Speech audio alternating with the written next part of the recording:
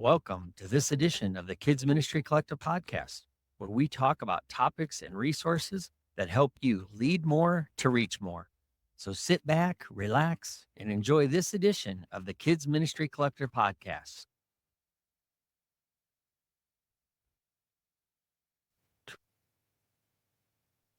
All right, and welcome to another episode of the Kids Ministry Collective podcast. My name's Tom Bump, and I'm your host. Thanks for joining me, my friends. I hope that you are having a blessed day as you listen to this episode. And we're going to dive right in here in just a minute. I can't wait to have this conversation with my good friend, Andrae Jones. Before we dive into our conversation with Andrae, in order to reach the people you want to reach, your visuals need to matter. The goal is life change. It's salvation, it's spiritual growth in the lives of the people that you serve. And my good friends at Church Visuals want to help you create visuals that will help you communicate the message of Jesus Christ powerfully and effectively. They have a library of over 40,000 ready-made visuals for adults, kids, student ministries, all sorts of things. You can have them even create custom media for your ministry. And you can learn from their library of free training resources how to maximize and upgrade your visual media game. The visual solutions are all in one place, and visuals matter because the gospel matters. So go check out churchvisuals.com to get started. And we want to thank our friends at Church Visual for sponsoring this episode of the Kids Ministry Collective podcast. All right, let's dive into my conversation with my good friend Andrae Jones about ministry in the next gen. We had a good conversation several weeks ago, and I'm like, man, we should have been recording this. So we decided to go ahead and record a new episode. So you're going to get a whole new conversation. But anyway, we're going to be talking about all sorts of different things, kids ministry, and just thinking through what it means to lead teams and how to grow as a leader, how to help leaders develop. So it's going to be really, really cool. My friend is a next gen pastor and has an amazing heart for ministry, kids ministry.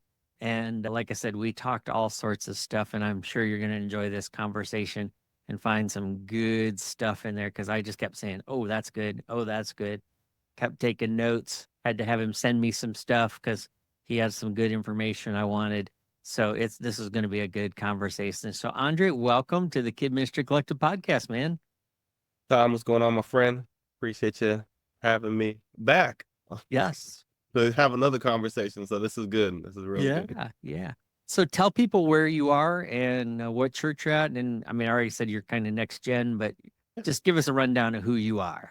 Yeah. So my Andrae Jones out here in Plano, Texas. A lot of you probably don't know Plano, but we are north of Dallas. We are now, I think, 5 with the 6th site on our way.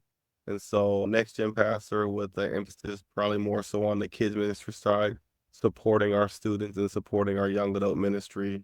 Man, been at our church for I think 12 or 13 years of its 15. So came in at 2, served, came on staff. My oldest has grown up in the church. He just graduated, so he's 17. He'll be 18 this month. And then my daughter, who is 15, and both of them are plugged in, enjoying it. So, man, while I've got a chance to pour into other people's kids, man, it's been a beauty to see my kids also grow up in the church. And so Yeah. I love it, man. I'm grateful. I'm really grateful for where we're at. That is awesome. That is awesome. All right. Well, we always start off the podcast with a why question, just because it's my thing, I guess. So here's your why question. I'm just curious, what's your why for ministry? How did you end up being in ministry? What's your why for staying in ministry? Because, man, I mean, I don't say I'm old in ministry. I say I'm seasoned. So you're younger than me. I know that. So, but you're still a seasoned leader, especially for somebody who stays in a church 12 years. Sadly, that's rare. Shouldn't be, but it is. So what's your why? What keeps you going? Yeah, I am. I've been called uncle by my team. I've been called like pops by my team. All this, the gray Oh hairs man. in, it's salty. But I have really embraced that. And so my why goes, man, back to just growing up. My grandmother was really the patriarch for me. Like, she made sure I got to church, lived in Connecticut, so I went up north every summer. My parents were not believers, and so and my mother was Catholic, went to church, all that back in the day. But when I was growing up, I always found ways to go to church with friends. And so somehow, some way, God orchestrated to where I'd be in a particular place, and a friend would be like, "You want to go to church?" I'm like, yes. Great people created that space for me, man. Like in South Carolina, I had people pick me up, take me to church. In Texas, where I call home, man, like neighbors across the street took me to church, and then college found people to get me to church. And then you get to where you are now, where we found a church home that we love. And so there's always been this ability to get there. And it really kind of started in kids ministry. So I think that tugged at my heart. And then I had no desire to do kids ministry, to be honest. Like, I have a computer programming background, and so people were like, "Kids ministry." I was like, "No, I have two of my own. I'm just fine. Like, why would I want to do this?" And lo and behold, Lord was like, "Okay, cool. I'm gonna get you in the door through computers." And so I was actually gonna be our IT guy, working on two check-in systems. Believe it, two check-in systems. All right. And that turned into then going into a small group leader, then leading some classrooms, then coming under a great leader in Brenton, who was our kids and family pastor. So apprenticed him. Then they're like, let's come on staff, came on staff, and man, the rest is history. And so that's Wow. the original why.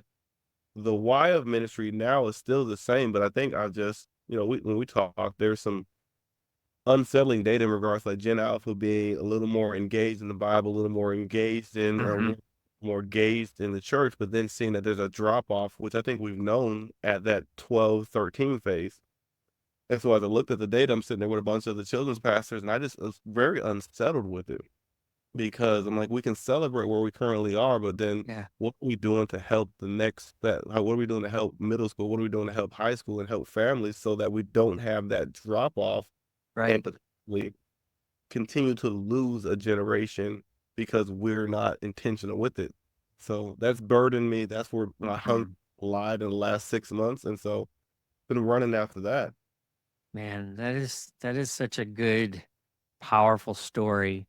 So glad you shared that because what a great leadership pipeline. And some of that I just because I know you now more, I know that what God brought you through in that process, you've duplicated with where you are right now, and we'll get into that a little bit later. But you're right, what we're seeing in today's generations should motivate us even more to get clear on what we're doing and focused on what we're doing. And so, as you lead, because you've grown with this church Hmm. and you've now got a larger team to lead, and I'm just curious, what's something that you do and maybe even talk about this leadership development that you're doing? What do you do to help other leaders become better leaders? How do you grow them? I mean, Yeah.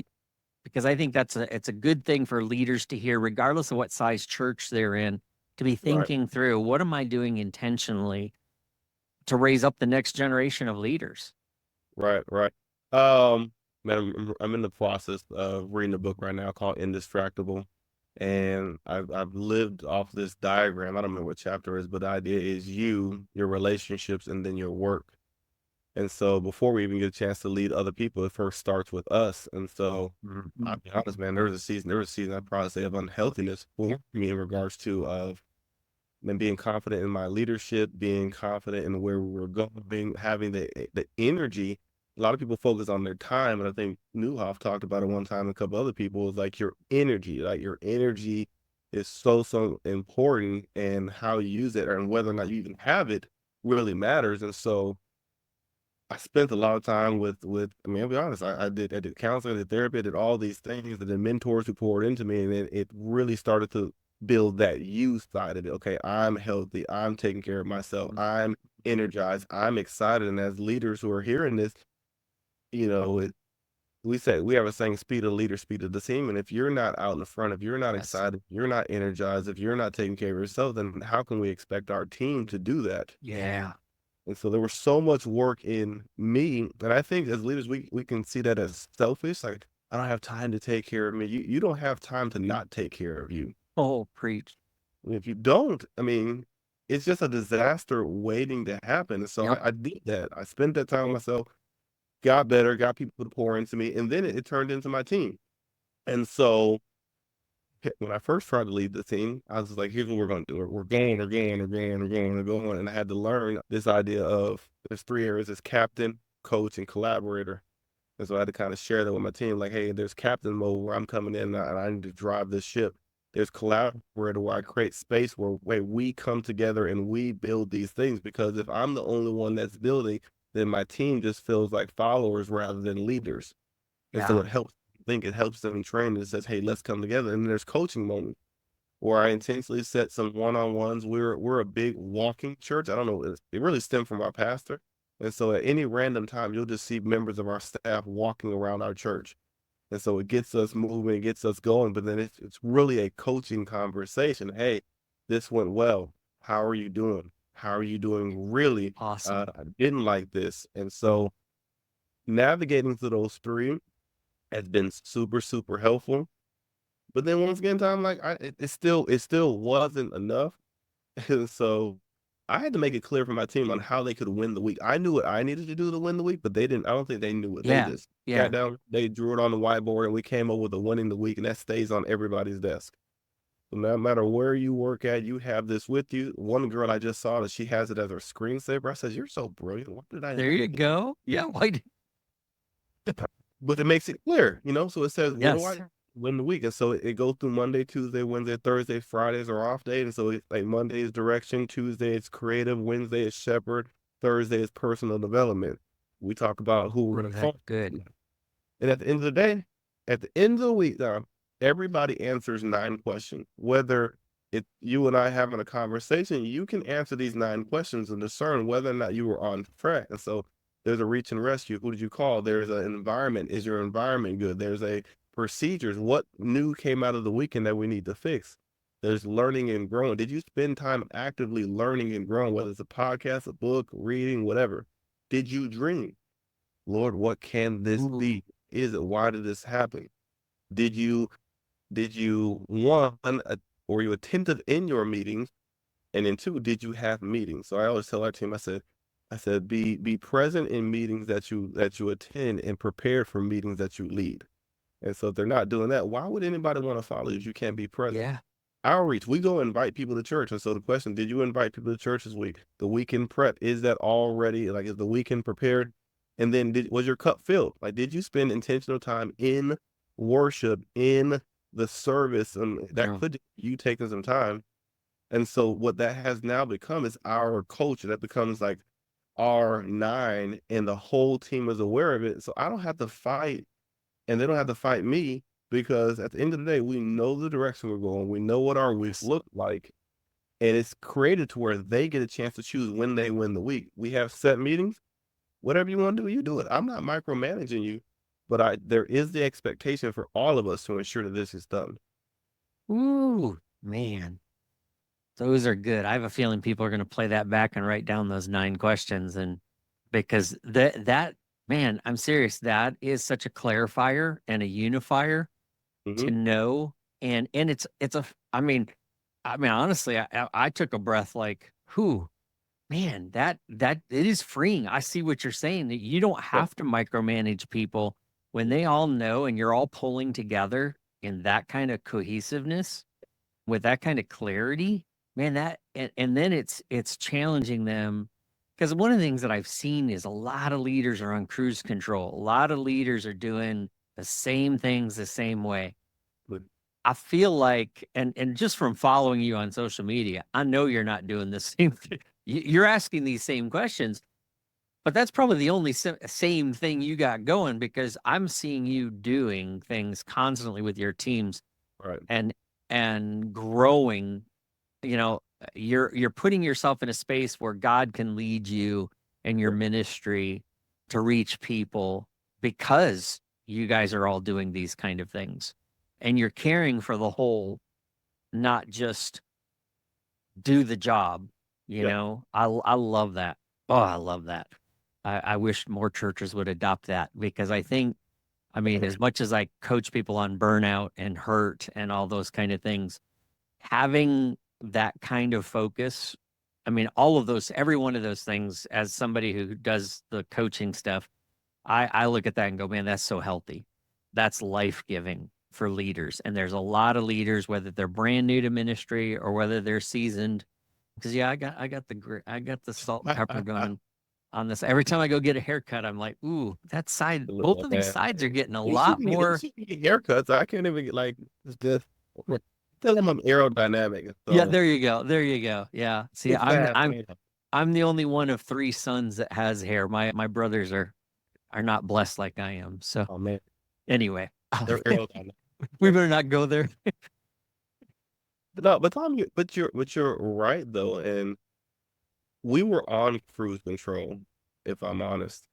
And there was a shakeup last year. There was a shakeup. Some of our staff transition, nothing bad, but Yeah. it exposed us, right? Mm, So we have a phenomenal senior leader. So first of all, let me tell you, I I'm not where I am without my senior pastor and our leadership team and mm, our ministry and our student ministry is not where we are without our senior leader. And so we have a phenomenal senior leader in Dr. Conway Edwards who is very family focused. And so what's cool is he gives us the freedom to dream, but also pushes us to do the best we can. And so we'll come up with ideas sometimes and he'll be like, do better. And it's like Vacation Bible School. Like I used to bring in like I'd bring in stuff and like, oh, here we go. And he'd be like, what else? And so I always I think I strategically prepared myself for the question of what else, because there's always something in my back pocket. Like, well, since you asked, can we yeah. do this? So the worst thing ever is to have somebody who is for you, but then you don't have anything for them to help us get where we can Ooh, go. And so, well, I don't want to be like, I don't know. And so we're constantly dreaming, learning. But we were in that. But anyway, we were in that space of just, all right, here we go. There's yeah. another side. All right, and I got man. Anytime I hear we made it, frustrated me.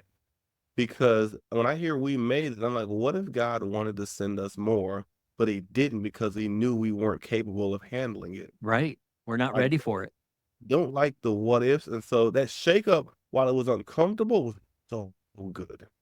And so what it causes, it opened our eyes to, hey, what have we just been keeping the lights on? And so we shifted.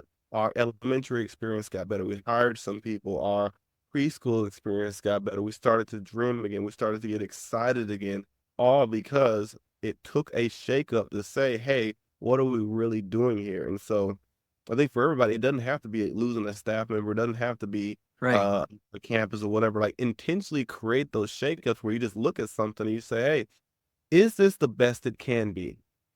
And if there's any, well, maybe, but yeah, it's not. Like, don't trick yourself into thinking that it's great when you know it's not, just because it's been the thing that you've been doing for so long. Yes. Okay to change, Yeah. but it's hard for people to see those things when you're going day to day. Yeah. So you know, you and I have talked about it. It's like when you can see a little further, you get a little space, you can start to dream again. You Yep. can start to see where it's going. If I'm day to day, can't dream. That's I right. can't. Yeah. I don't no more problems. I in ministry, and more so the families that we're serving miss out because there's no margin to really reach where God wants us to reach. Yep. Man, my goal, hey, create a shakeup, whatever it means. Just put it on the whiteboard. Tell everybody leave their feelings outside the door and be honest with it. Like we can have honest conversations. How was it? That was not good. Yeah. Well, I didn't have. Okay, let's backtracking. Why didn't you have that? Well, I didn't do my environment check. Well, I didn't spend time meeting with my team. Well, I tried to do it all by myself. At the end of Hmm. the day, that it's not us. Like let's backtrack on why we could not do it. Yep. Well, if we just had more volunteers, great. How many volunteers did we recruit last week? How many volunteers did we personally recruit last month? None. Well, don't come in here complaining about stuff if we're not willing to do the work to solve it. Yes. Yes. No, we keep it real, man. And it's not a mean real, but it's the question of what's at stake demands urgency. Yes. Amen. So Exactly. we Exactly. don't settle there. Yeah.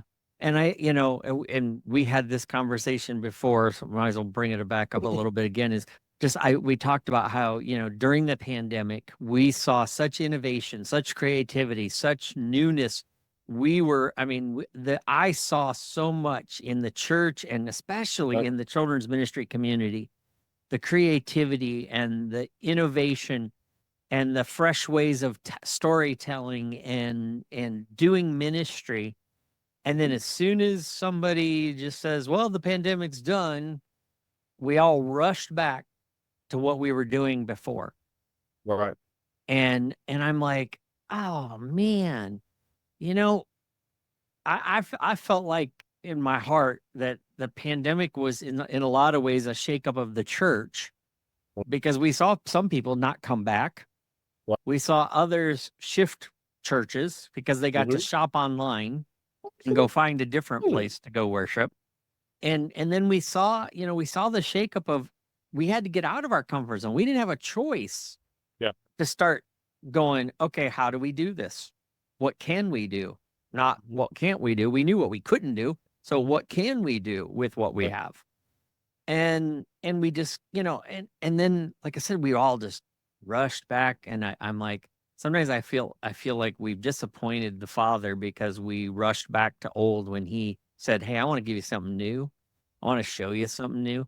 That's part of Yeah. why I love how you intentionally tell your team step back, take some time to dream. Because Mhm. honestly, I think, part of that keeps people from wearing out in ministry. People say, oh, I'm burned out. No, you're worn out. You're tired Yeah. out because Yeah. all your bag of tricks has been used up and you can't figure out how to do something new anymore Right. because you've stopped dreaming. Yeah. You've stopped asking what if or what could we or why not or what else. Ooh, Yeah.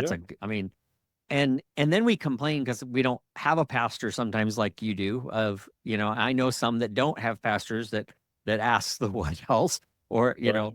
eh, but you can still create that environment. You can still show them that it's worth asking what else. But I think that's one of the things. And so, I was going to ask you, what do you do to keep things fresh? Is there anything else that you guys do, for you or your team? It sounds like that's not a hard thing to do around your neck of the woods. No, like it's not always. I've become a very avid learner in the season, so there's nothing off limits in regards to learning for us. And so blessed to have an intern with us this summer who I probably give her about 10 hours a month, and she just finds research. And so I walk in one day, and I think this last week it was like, tell me about milestones. Tell me about milestones for kids and what we need to do. The other day we were talking about injustice because a lot of I think this current generation did not get their way, so they feel the type of way. I said, well, let's really dig into what that is before we just say they're entitled or whatever. No, they're not. They're not so much entitled. They spent time with kids, their parent, for 3 years. They spent time in a pandemic where they were told, don't touch this, don't. And so the people that are closest to them are the ones that they love. And so when they come out of that space, it's uncomfortable for them. Well, to your point, if we just go back to pre-pandemic, every kids did whatever. They just jumped out the car and ran into the church. Yeah. Now the church has to earn trust again, Yep. and we're losing it. So we have to do it so much more. So every weekend truly, truly matters because you get a chance to lose trust. So, man, research, I have no problem reaching out to people. So if I see something good, I will send a DM, I will send an email. Hey man, can I get 15, 20 minutes with you just to glean and just learn. I love being into all these Facebook groups. I'm probably in like 20 and I just look at what people do. And if it looks good, just know the likelihood of me copying it is very high. Yeah. Friend of ours, Jocello, he's doing a preschool story time starting, I think, July Thursdays. Guess what? I sent it to my preschool girl. I said, hey, I need you to figure out how we do this because we want to figure out how to use our church to reach the community.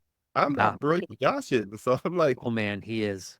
take what he has and let's just use it. Like I'm not the smartest. We had a conversation with a couple of leaders and I'm Chris Cox down in Atlanta. He's like, man, apologetics is real big. Chris Bacon down in Orlando. He's like, hey man, we're trying to figure out how to do milestones over events. So like, I'm like, Yeah. and so, but you've heard the thing. It's you are the sum total of the five closest people that are around you. So Yeah. I like being the unwise person in the room. It's Yes. uncomfortable, but I glean so much. And so there's a lot of, Yes. I'm in place. I'm just like, hold on, y'all are thinking what?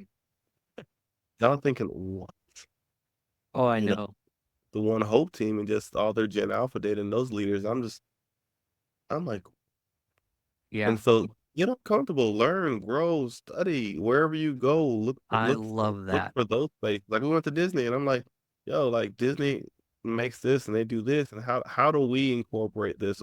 So everywhere's a learning opportunity, man. I love that. That's one of the things, Jim Weidman's impressed on me is always have a list of questions to ask. So on my phone, on my notes app, I have a quick note. It's starred, it's easy access. I can grab it really fast. And I've always got 3 or 4 questions that I can ask any leader, But and then I'm taking notes. And he's like, don't miss an opportunity to grab with anybody, and I mean that's what I do when I go to conferences. I have a hard time getting into sessions because I'm always stopping people. Well, I stopped you the last time we saw each other. yeah, We talked for half an hour, 40 minutes in right, the right, hall, right. just asking you questions. And then, I've bugged you several times because I've seen you. I follow you on Instagram, and we'll share your Instagram at the end. Both the Kid Bites one and yours, because I'm always seeing some research on your lap, and I'm going, ooh, I want that. Send it to me. You've sent me stuff because I agree. I think that's one of the things that I love about you, my friend, is you got that curiosity. Mhm. It's not just a learning thing, it's a curious thing of, and yeah, the milestones thing. Years ago, I was dying to figure out how could I help my family see a path. Right. And Brian Haynes down there in Texas wrote the book like it's about legacy milestones. I'm trying to think of the name of the book. Shift. There we go. He was one of the first ones I've seen come out with milestones, and that was Yeah, yeah. years ago. And I told him, I said afterwards, I said, you just visualized for me and illustrated exactly what I was trying to put together and have spent hours Hmm. thinking about. You just Yeah. brought it all into clarity. So do you mind if I copy this? And he's like, copy it. I share all my stuff all the time. And Absolutely. his church was showing people how to do that stuff. So yeah, man, I think we need more of that because I mean that's why I started my membership community, the Kidmin Plus, because I wanted leaders to get together like this kind of thing and share this kind of level of stuff because Facebook doesn't always get there for me. Yeah. And so I love that. And I love how you're bringing stuff to your team. One of the things that people don't know, I mean, yes, you can watch the video of him and I talking right now on our YouTube channel, but a few weeks ago when he and I were talking, I had whiteboard envy because Andre's got whiteboards in his office, like on, I don't know how many walls you had him on. I only saw two. Yeah, there's two. I think one of them's like 8 feet by like 6 feet. And then there's two Yeah. small, like a plus board. I would have been over there today, but all you would have heard is 150 screaming campers going up and down the hall. And so I'm actually in our student building just going around. Okay. Yeah. But I love how you whiteboard out. You get your team, like you said, put your ego aside, leave your emotions out.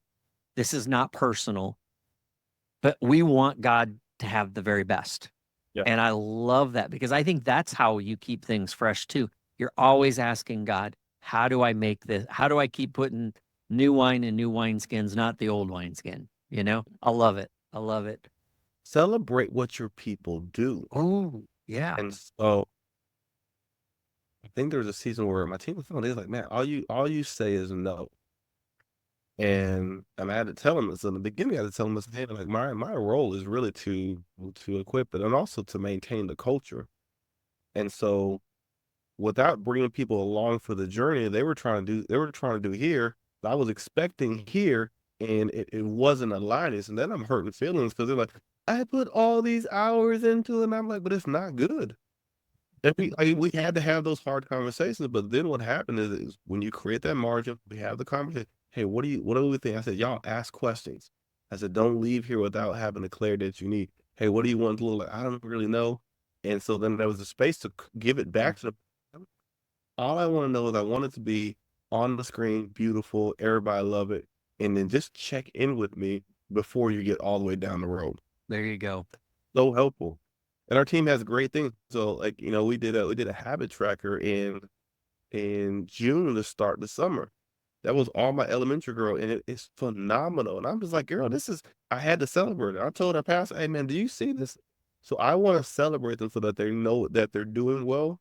And so when they hear the no's, the no's are outweighed by the so many times they've been told yes and celebrated and all that. And so it was a shift, man. But Yeah. they're they're knocking it out of the park.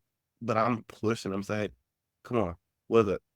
We sat there in a meeting, and I said, any of y'all learning this week? I said, no. Well, I already have 5 articles. So I text everybody articles. I go, here's your article, here's your article, here's your article. Get men to come back and let's talk it through.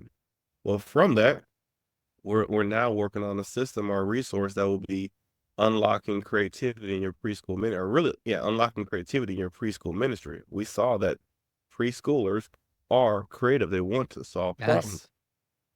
Yes. Shoot. And if all we're doing is saying, come sit and be, then we're gonna miss out on a generation. And rather than say, come be and like own.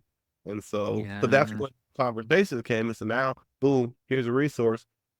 Kevin Monahan told me this, like, man, if you're talking about it, just talk. If it's in your head it's just a thought. But until you put it in document, it's not collaboration. Yep.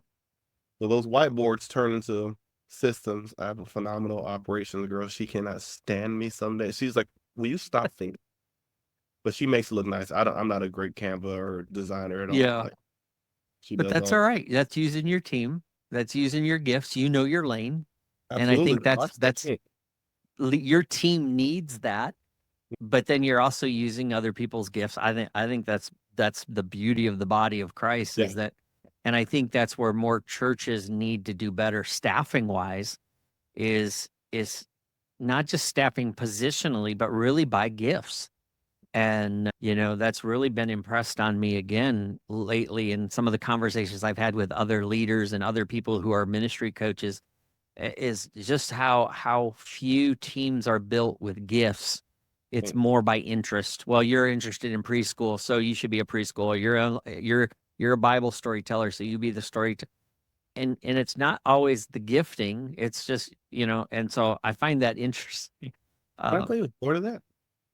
yeah. So I think that's great that you keep doing that. You keep it in front of your team. You keep, we reproduce who we are. Right. So by you being a learner, you're creating a learning environment. And I think for most leaders, whether you have a big team or a little team, if you create that environment where you want people to excel and you want them to you're going to get more feedback, Right. when you create that kind of atmosphere. And I think there's some people, oh, I'm all alone. I don't have anybody to help me. And like you said, well, what have you done to include people? Who Right. have you invited to come join you work on something recently? And so that I've got, man, about a month ago, went to our orientation. I wasn't going in for our orientations. I was just letting them lead them. And I asked the lady, I said, what do you want to do? She's like, whatever, just whatever. Whatever you need me to do. I'm like, tell me your background. This lady is one of the HR hiring directors for one of the companies. I said, so you can lead? She's like, a little bit. I said, tell me a little more. So I actually used to be a kids director for a smaller church. I said, don't try to put this emphasis on a smaller church, whatever church you were leading, you led people. Yeah. And but then we were big on problems. I got 3 problems. So number one, I said, we don't do well of a guest coming and a guest getting fully connected. I said, number two, I'm trying to rebrand my entire volunteer onboarding. And then like number three, I was like, I need some people in nursery. And she's like, I wanna help you own. This is her words. Like, this is not me saying like, I want to help you own that guest services piece. So now this lady has come to the last 2 dinners that I had. She's now repackaging how we do it. She's already got a roster, sending emails, all that. All because, to your point, I said, tell me a little bit about yourself. What your gift. Yes. And imagine that person that's sitting in your congregation, that's walking past you, that wants to utilize their gift and is Yeah. waiting for you to say, hey, can you help me? And it's not what do you want from me, is what I want for you. I want you to be able to utilize those gifts to grow God's kingdom. A lot of people don't know they can. Yes. We're so busy doing the ministry that we miss out on being present and asking and inviting people to be a part of it. Oh, So that is so good. Because we're so focused on filling spaces. Mhm. Fill in, most people are worried about small groups Mhm. that we miss. And well, here's the other part. We're always looking for the kids person Mhm. instead of looking for that person who has that gift and says, I could use that for children's ministry, Absolutely. family ministry. Yeah. So I love that if we would take that approach, like you just said, of, hey, tell me a little bit more about what you do and who you are and getting to know. Because if you know the roles you need, Right. then you just went 1 plus 1. There we go. Mhm. I got Mhm. it. Here, yeah, wow. Well, we don't do it right. So we get somebody and somebody's like, I'll help you. Let me help you. Like, okay, I'll get back to you. What? No, I don't want that. No. Like, hey, what it that'd be crazy. So people will just randomly they'll end up at my house. Oh, we're having a barbecue at the house. If you're in Texas, you got a barbecue. It's to eat. I'm telling you right now, Texas has an I'm advantage jealous. of the volunteers. Barbecue. That's it. 4th of July, we had Yeah. about 15, 20 of our leaders here. Barbecue. Simple. Come on, hang out. But Oh, there's a clear next step for them. I have it. I'll send it to you somewhere. I have like 10 things that I do when I meet people. It's like ask them about their gifts, get them to the next steps, follow up, get them connected to community. But there's got to be like, and if you got high level people are trying to waste their time. right. Yes. So I am not great at my calendar by no means. But now I have like a little scheduler, and so if I schedule it, hey, we're on this, and you tell me when you can do it, boom, we get it. And like I gotta own that time. I have to come prepared, so I gotta do work beforehand. Yep. Like leading is not easy, but Yeah. when you do it, you create that margin, get those great people around you, you'll slowly start to see like that burden, those shoulders loosening, freeing, and you'll see Mhm. people excited around you. What's the most beautiful thing? Like I love my team right now. They are amazing. They are bought in. They are like on fire, and they show up. And it's not a burden to be like, "Hey, can you?" Oh man, they're like, "Hey, like, where are you at?" I'm like, one girl texted me on Thursday, like, "Are you even here for this meeting?" I was like, "Oh my gosh, okay." Like, sorry, I was papers, but that's the level of buy-in I have from some of my key volunteers. Are like, where are you at? Because they're so excited about it. Wow. Wow. That is something that most places don't talk about or hear. You don't hear people talking about that kind of, yeah, I love it. I think, as you're continuing to develop and grow, what's some things that you're looking forward to, that you're excited about when it comes to ministry? Man, believe it or not, sometime last year, my team, they were like, "You're a shepherd. You're a shepherd." I said, "I am not a shepherd. I'm like, let's drive and let's go." And man, I have loved slowing down and being present for our kids, for our volunteers, and for our parents. And Mm, well, every week I got a little QR code on my phone, and so as I meet people, I just say, "Hey, scan this and let's talk." And man, what I have gleaned from those families and the relationships that are now built, I love the idea of just walking and talking with our family. So I look forward to building, we like to call them mini congregations, where I just get a chance. Okay, first grade, how you doing? Some parents, how you doing? Whatever it may be, how you doing?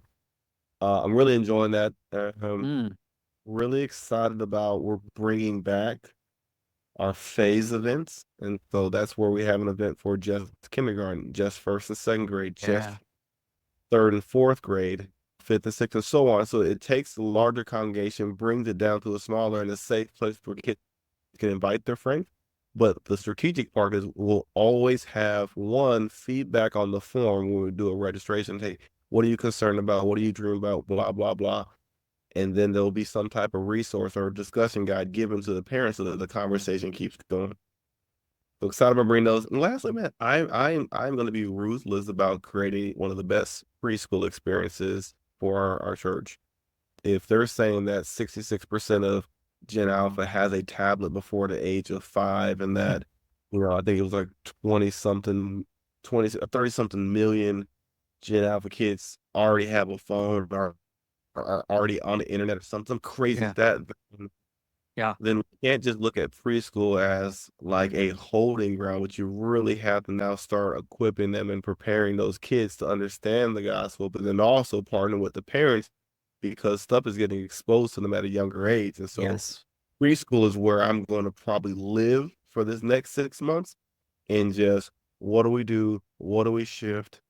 How do you teach to that kid that's ready to understand? So his peers will see him and be like, or hear him or her and be like, oh, I want to do that too. I want to learn that too. Yeah. And so that's where I'm living at, man. Shepherd piece, the phase events, and really just building this preschool deal. I love it. I love it. Well, you're talking to a good one, Josh Zello, man. I mean, I told him, I said, he just blew my mind with the conversation I had about him on the podcast a while ago. Probably Yeah. time to get him back on, just because I think more people need to know about this young man that a fantastic leader in Baltimore that loves preschoolers, Mhm. is just passionate about, I mean, he talks about childcare, but he's like, the way I say childcare is I'm caring for your child. Yeah. Yeah. And I care enough that I'm going to share Jesus with them. I don't care that they're little. I'm going to start the foundation right now because he sees the urgency. Right. And I agree. I mean, when you start seeing third and fourth graders, I used to be concerned about that fourth, fifth, sixth grade because Hmm. they were starting to check out. I'm watching third graders starting to check out of our elementary ministries because we're not engaging them. We're boring them and we're talking at them and we're not listening and we're not keeping them curious about why faith matters and all of those things. And so I think, brother, I really do think you're onto something of, we need to go younger Yeah. and reboot our preschool ministries. And all the preschool workers are saying, "Hey, man, fine, about time y'all wake up." But I will confess, I've been more of an elementary leader than a preschool leader. I've enjoyed my preschool times. I jokingly call them little ankle biters, and I have my special stash of puppets and different little things I use with preschoolers that nobody else sees because I only bring them out when I'm in the preschool room. Yeah. And but I will tell you, I mean, all of my children were young. They were in preschool, kindergarten age when they accepted Christ. Yeah. So I know that that's not playtime and that shouldn't be wasted time. Mhm. So, but most of my ministry career has been around elementary. So I think you're onto something when it comes to we as leaders need to spend more time researching and understanding this current generation because you're right. I mean, they know nothing without electronics. I mean, they don't know a world like that. That's foreign to them. Absolutely. And the shift in thinking is not that it's so much of a bad thing, but it's how do we prepare parents to utilize it to set boundaries? Because we told like you can't tell a kid like, oh, tech is bad when we give a kid a phone at the age of 3. Oh, watch this, do this. We can't say it's bad, right? Right. We can't be frustrated when they're a little anxious when we told them don't go outside, don't touch this, wash your hands, be careful of your friends. Like we told them all these things, and now I think they say like usually after something happens about 3 to 5 years where you actually see the effect, we're seeing it. Yes. Well, I'm not Yeah. I'm not frustrated with it. I'm like, how do I leverage it, right? So Yes. Right. how do I bring technology into our classroom where they're already used to seeing it? How do we create some digital content that they want to? And you've seen these videos. Like you don't have to be a super duper creator. You can get up there and just talk, but just talk about something that's interesting to them. Yep. Uh, how do you not just have just craft time? Like what does it look like to let them think, let them dream when you do your story to make it come alive? But here's what it takes. It takes time, it takes energy, it takes team. And at any moment if we're doing this and we're like, it ain't gonna Yep. work. It's Yep. not. Yep. It's not. And so when I tell my preschool coordinator, I say, hey, I'm not coming down, I'm not frustrated. I believe in you so much that we're going to accomplish this. And so now that is transferring into some of her classroom leads who were like, okay, I feel the momentum. This girl went from having like, two kind of all-in people. Got about 8 all-in people who are pretty much, I don't even have to call them to meetings. They come because of her, because they see her passion is so, Yeah. just, I don't know, Dale's like this idea of creating heroes and not you being the hero, Oh, hero I love maker. it. Yes. Yeah. Boy. All right. Well, unfortunately, I probably should wrap this up because I you've got a lot to do today too, I'm sure. But all right. So last thing then, let me ask one more question and then we'll do Yeah. the wrap up. What's something you've learned recently that has challenged your thinking and is kind of like, ooh, all right. I mean, you've kind of mentioned several different things, but I'm just curious, is there anything else that you've learned recently that you just it's really challenged and maybe you don't have to have the answer to everything yet, but what's been challenging you?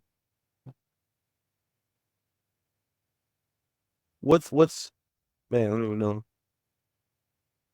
This is just raw thoughts. What's challenging me right now is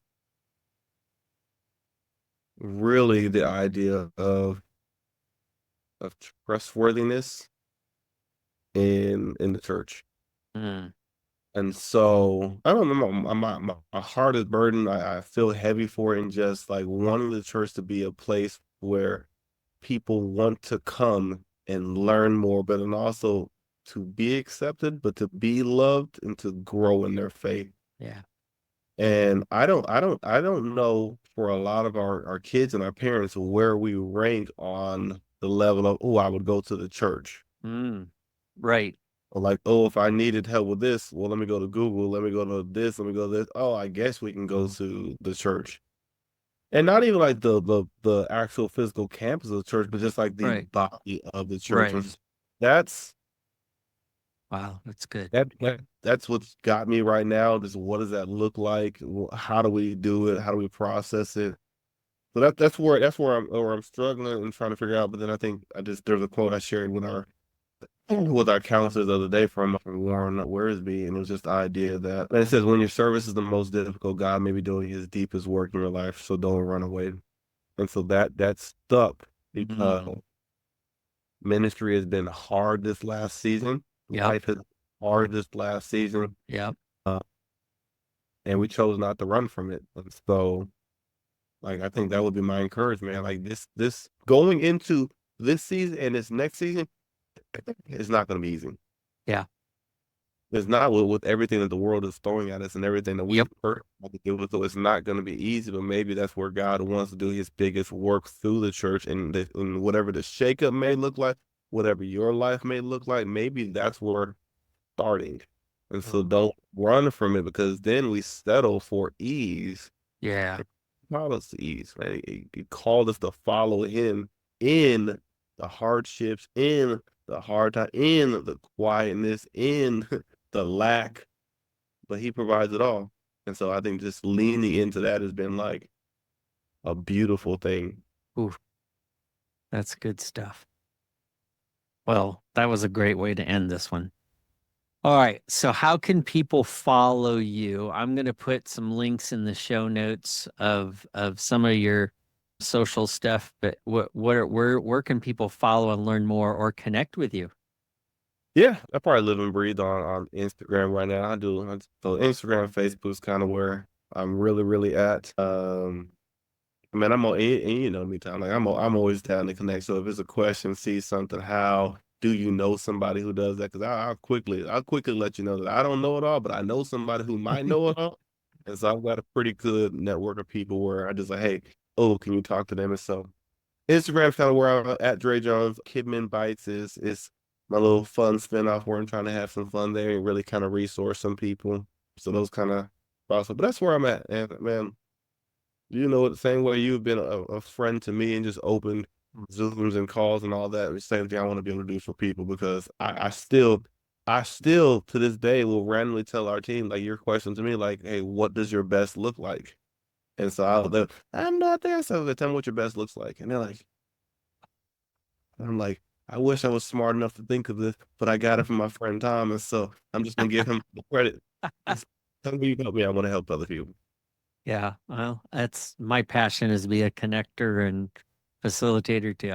That's who I am, always have been. That's why we started the Kid Ministry Collective, because the collective's better than me. So yeah, all right. Well, we're gonna share some of those links on there. I tell you, friends, you want to follow him. You want to follow the Kid Bites one. He's always putting some good challenging stuff there. He shares a lot of what he's learning. And he puts out some challenging stuff. I'm always and I'm sharing it with even people I'm coaching with. I'm going, man, you need this. This hit me the other day. Yeah. So thank you, man. Thanks for always being willing to share what you're learning. I love learning from you. I always have. This has been just as good. I really wish we had recorded the other one, but this was pretty close to the first conversation. This is kind of how it flowed, folks. Right. So, hey, thanks so much for being with me today. I appreciate you very much. I appreciate your time. Thanks, sir. And that's going to wrap up this episode of the Kids Ministry Collective podcast. Again, I want to thank my good friends at churchvisuals.com for sponsoring this episode. Again, check out their resources at churchvisuals.com for all your custom-made needs and all pre-made needs as well. So thanks for joining me again, and I pray that everything is blessed and going well in your ministries. And stay tuned for another episode real soon.